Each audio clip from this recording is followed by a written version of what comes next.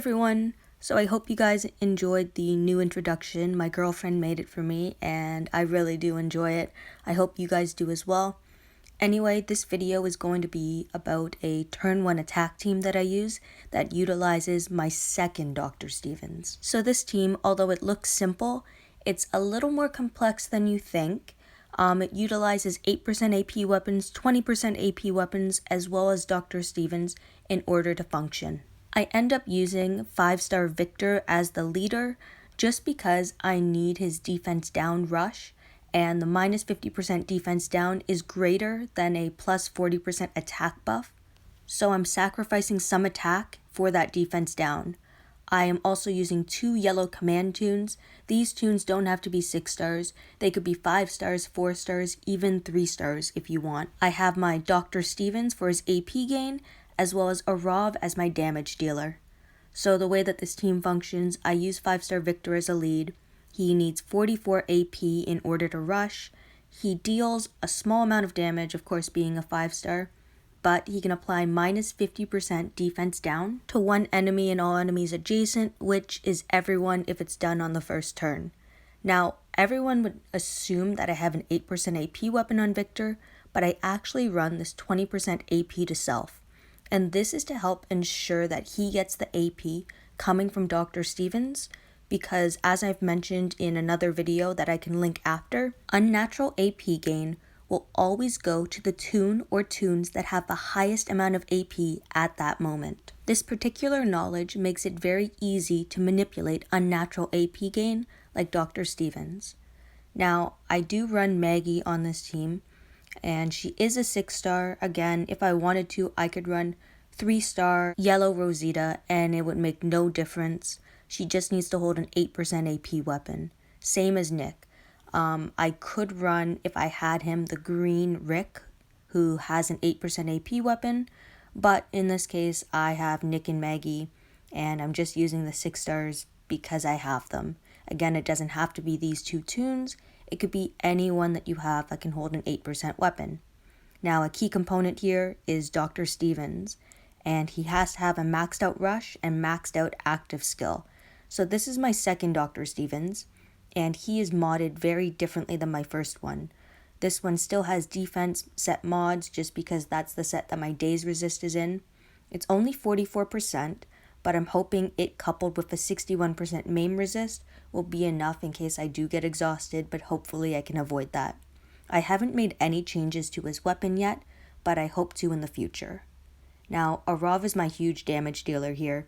He's going to be the one to take out everyone on the defensive team. His rush, 66 AP, deals 750% damage to a line of enemies. He also regains 100% AP. So in theory, because of his follow-up ability, he could rush 3 times in a single turn. The biggest downside is that he is exhausted very easily. So that's why I have a mod set of attack set mods. I have a maim resist. I have a stun resist as well, just in case. I also have a reflect damage mod, but that's because I run him on defense a little bit. The goal of his mod set is to give him a lot of attacking power.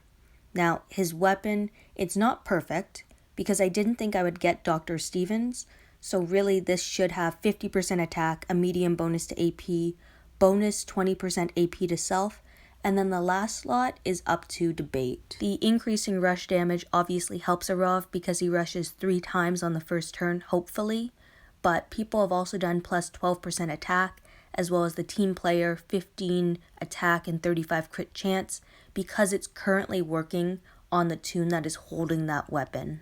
So this is just a fun team to use. It works best against attack set leads, so like Priya is an attack lead, and I'm going to show this video at full speed, and then I'm going to slow it down and break it down so that everyone can see exactly what I did. I'll also explain how the team works, and also where it falls short. And as you see in this video, it fell short from being a turn 1 team and turned into a turn 2 team. So at the start of this match, it's important to note how much AP each tune has. Aarav has 26 AP, Victor has 17 AP, meaning they have the most AP on the team. I can command rush Dr. Stevens to give 60% AP to both Aarav and Victor, giving them both enough AP in order to rush. By rushing Victor on the center tune, I defense down everyone. I use Aarav to kill a line, and follow-up allows me one other attack. Now I could command rush Aarav, but with Kapoor in the defensive team, I can't win this match on the first turn. His dexterity will prevent me from one-shotting him, so I have to attack twice. On this turn, because I killed Marlena and Rosie, I could technically command again if Kapoor was still up. Now this next defense is a bit tankier. We see an S-Class Frost, we have an S-Class Angel, an S-Class Aarav, as well as an S-Class Priya with a Dr. Stevens. Angel also gives a 40% defense buff to all defending toons, as well as can daze my team. My Dr. Stevens started the match by resisting daze, meaning I can command rush him at the very start. This match ends up going about the same as the previous one, except I'm able to actually take out every toon on the first turn. This defense down at the start is very important. It really neuters a lot of teams because of how powerful it actually is. Aarav with all of his power is able to take out each line.